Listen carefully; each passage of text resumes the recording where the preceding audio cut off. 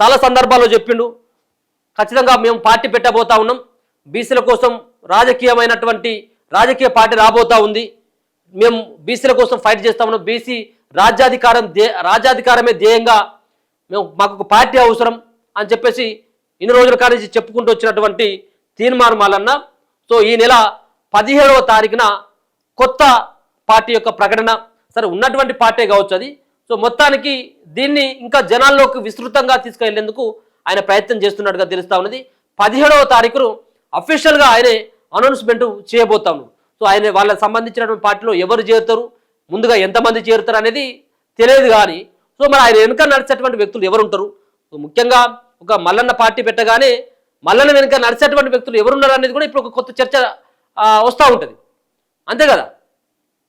మల్లన్న పెట్టేటువంటి ఈ పార్టీలో ఎవరెవరు చేరబోతా ఉన్నారు అనేది కూడా ఇప్పుడు కొంత చర్చ నడుస్తున్నది. ఆ పార్టీలో ఈ పార్టీలో ఇంకెవరైనా పోతా ఉన్నారు అనేది కూడా కొంత వాళ్ళు కూడా కొంత ఆందోళనలో ఉన్నారు. సో మొత్తానికి పార్టీ అవసరమే, తెలంగాణలో మరో రాజకీయ పార్టీ అవసరమే. బీసీలు రాజ్యాధికారం చేపట్టాలన్నా ఈ రెడ్డిల చేతిలో బందీగా ఉన్నటువంటి ఈ ఏదైతే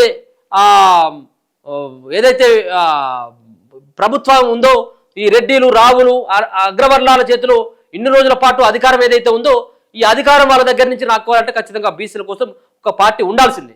దానికోసమే బీసీ యునైటెడ్ ఫ్రంట్, బీసీ